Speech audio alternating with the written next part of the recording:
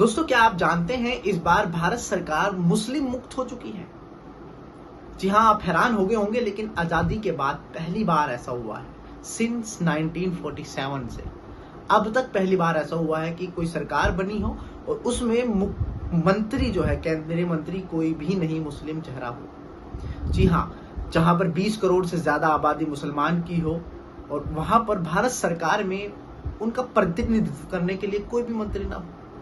ऐसा पहली बार मोदी की सरकार में हुआ 3.0 कि जब शपथ ली 71 मंत्रियों के साथ प्रधानमंत्री नरेंद्र मोदी ने, बीजेपी के पहले और देश के दूसरे प्रधानमंत्री के रूप में जिन्होंने तीसरी बार लगातार प्रधानमंत्री की शपथ ली।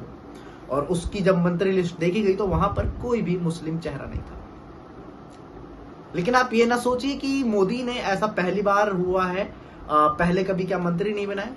जब मोदी सरकार आई 2014 में, तो पहली बार जब 3 मंत्री बनाए थे मोदी सरकार ने अपनी सरकार में, वहां पर मुख्तार अब्बास नकवी और एमजे अकबर जो थे राज्य मंत्री थे, और नजमा हेमतुल्ला जो थी वो केंद्रीय कैबिनेट मंत्री थी। आपको बता दें कि नजमा हेमतुल्ला राज्यपाल का सदस्य बन गई, उन्हें वहां छोड़ना पड़ा।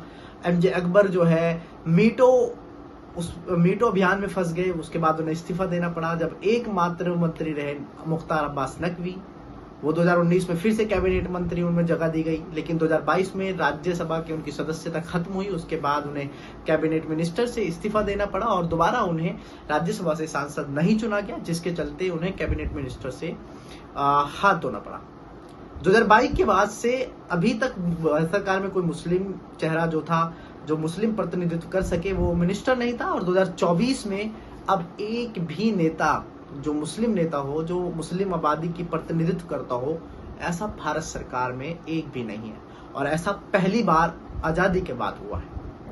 दोस्तों, वैसे बता दें कि आपको जनता दल से लेकर बीजेपी सरकार में जब एक बार समय था जब बोलबाला मुस्लिमों का रहता था, उसमें सिकंदर बख्त थे, आरिफ बैग थे, शाहनवाज हुसैन थे, मुख्तार अब्बास नकवी थे, इनका बोलबाला रहता था। मुख्तार अब्बास नकवी और शाहनवाज हुसैन तो लोकसभा चुनाव भी जीते हैं और उस दौर में चुनाव जीते हैं जब बीजेपी से चुनाव जीतना बहुत मुश्किल होता था। शाहनवाज हुसैन की बात करें तो 3 बार लोकसभा सदस्य चुन चुके हैं, 3 बार चुनाव जीत चुके हैं।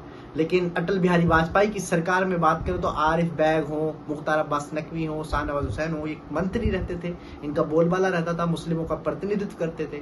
लेकिन 2024 आते आते पहली बार ऐसा हुआ है कि कोई भी मुस्लिम चेहरा जो है मंत्री नहीं है। और भारत सरकार में ये बड़ा उलटफेर देखने को कह सकते हैं। ये बड़ा चिंतित की बात है, क्योंकि 20% आबादी, 20 करोड़ से ज्यादा आबादी जिस समुदाय की हो, उस समुदाय का प्रतिनिधित्व करने वाला भारत सरकार में कोई भी नहीं है।